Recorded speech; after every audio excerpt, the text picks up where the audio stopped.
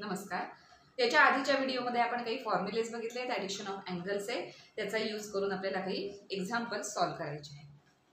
So if sin A is equal to 3/5 where 0 less than A less than pi/2 and cos B is equal to -12/13 pi less than B less than 3 pi/2, then find sin of A plus B and tan of A minus B. So sin A plus B आणि A minus B चे आपण sin tan आपल्याला find out करायचे आहेत.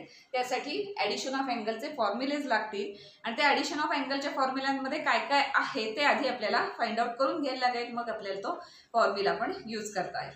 काय काय दिलेलं आहे, गिव्हन काय आहे तर साइन ए ह्या अँगलसाठी फक्त साइन दिलाय आणि बी ह्या अँगलसाठी फक्त कॉस दिलेला आहे. पण आपल्या टॅनचे किंवा साइनचे ॲडिशन ऑफ अँगलचे फॉर्म्युले जर बघितले तर sign A cos B sine cos A sine B सगळ्या अँगलचे साइन आणि कॉस आपल्याला तिथे लागणार आहेत फॉर्म्युल्यामध्ये. पण गिव्हन काय फक्त sine A is equal to 3/5 quadrant दिलाय, कारण आपल्याला त्याच्यावरून कॉस ए फाइंड आउट करावा लागेल कारण तो फॉर्म्युल्यामध्ये असणार.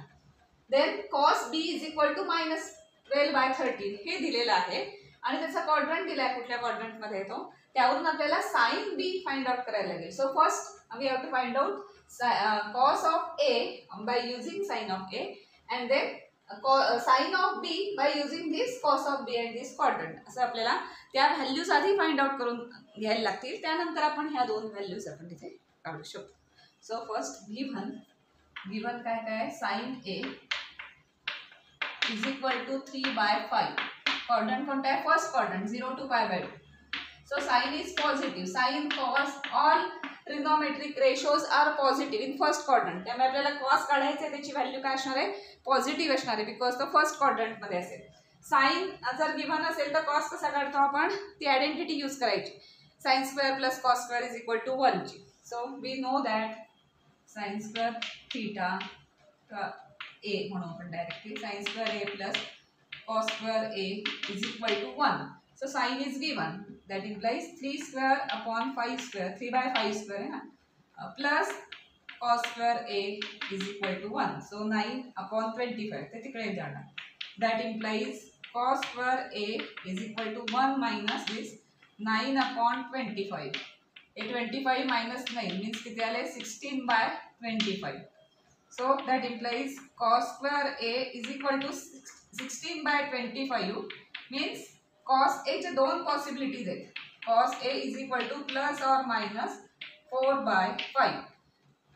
कारण ह्याचं स्क्वेअर रूट काढणार ना आपण, ते माहिती आपण याच्या आधी पण अशा टाईपचे एक्झाम्पल्स घेतले आहेत. सो 16/25 चं स्क्वेअर रूट 4/5 बरोबर आहे, पण प्लस और मायनस दोन्ही ऑप्शन येणार. कोणतं घ्यायचं आहे आता, क्वाड्रंट वरून डिसाइड होणार आहे.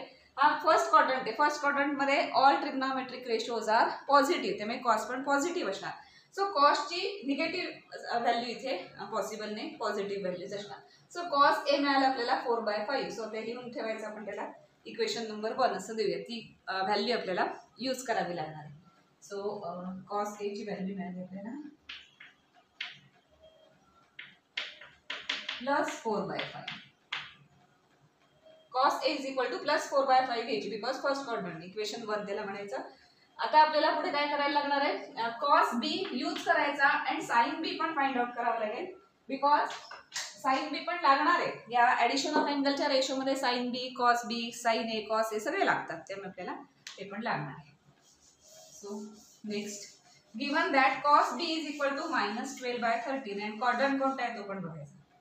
Given that cos B is equal to -12/13 where quadrant is pi less than b less than 3 pi/2. हा क्वाड्रंट आहे, थर्ड क्वाड्रंट आहे, पायच्या पुढे ना 180 च्या पुढे मीन्स थर्ड क्वाड्रंट आहे. त्यामुळे थर्ड क्वाड्रंट मध्ये कोणते रेशो पॉझिटिव्ह असतात, टॅन कॉट पॉझिटिव्ह असतात अँड साइन कॉस दोन्ही काय असतात, निगेटिव्ह असतात. आपल्याला इथे साइनची व्हॅल्यू काढायची आहे, त्यामुळे जी व्हॅल्यू आहे त्याची निगेटिव्ह व्हॅल्यू कन्सिडर करावी लागेल, बिकॉज थर्ड क्वाड्रंट मध्ये साइन निगेटिव्ह असतो. पुन्हा तोच फॉर्म्युला यूज करायचा. We know that sine square B plus cos square B is equal to 1.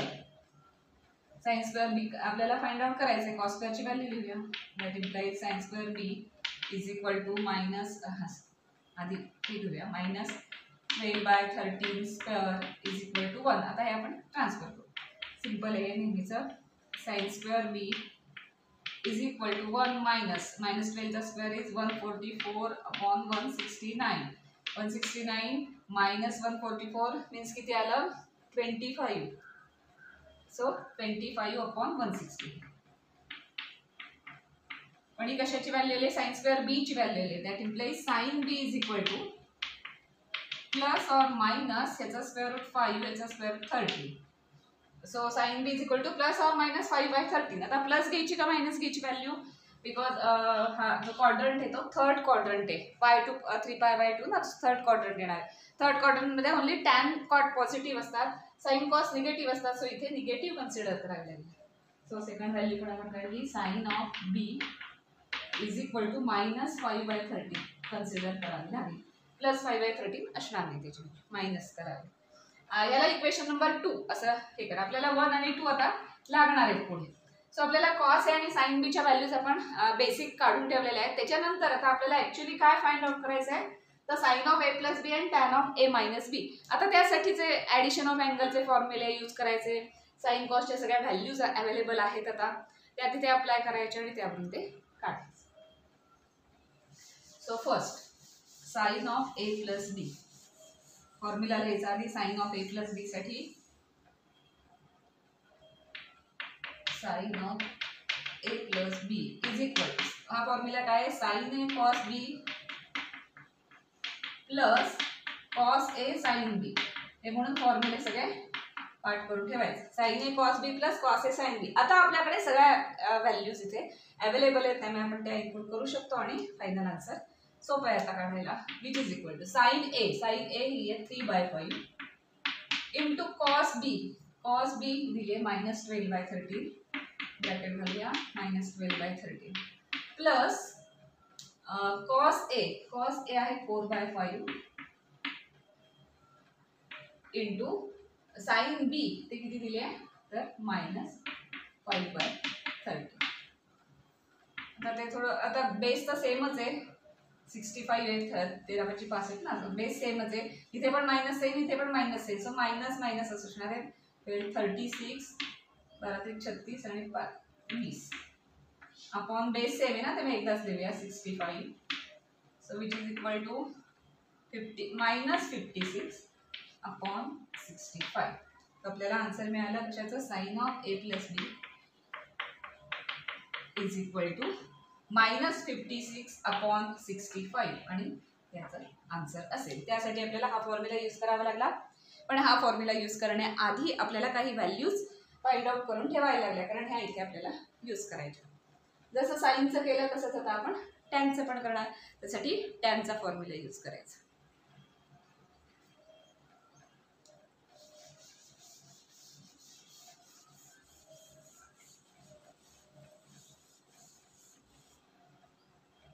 So next is tan of a minus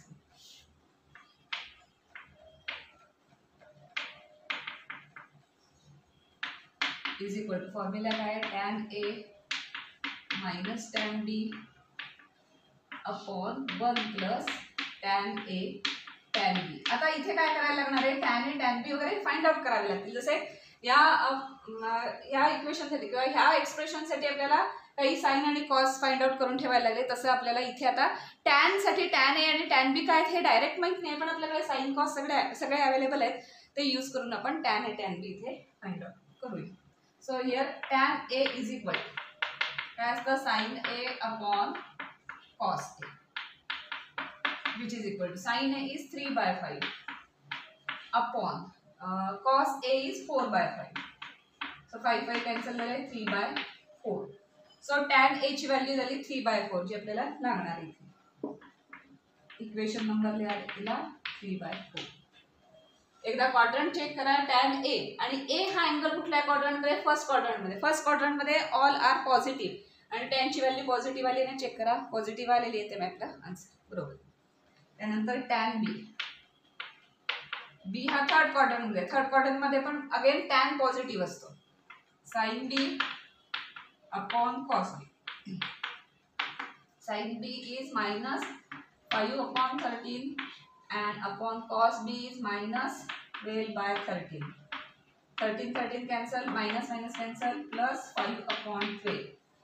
he tan बी ची value आली. एकदा क्वाड्रंट चेक करायचं आणि साईन बरोबर आलाय ना चेक करायचं.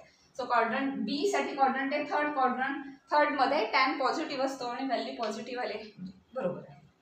So tan b is equal to 5/12.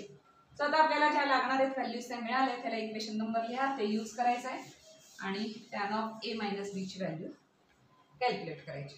So tan of a minus b is equal to tan A is 3/4 minus tan B is 5/12 upon 1 plus 3/4 into 5/12.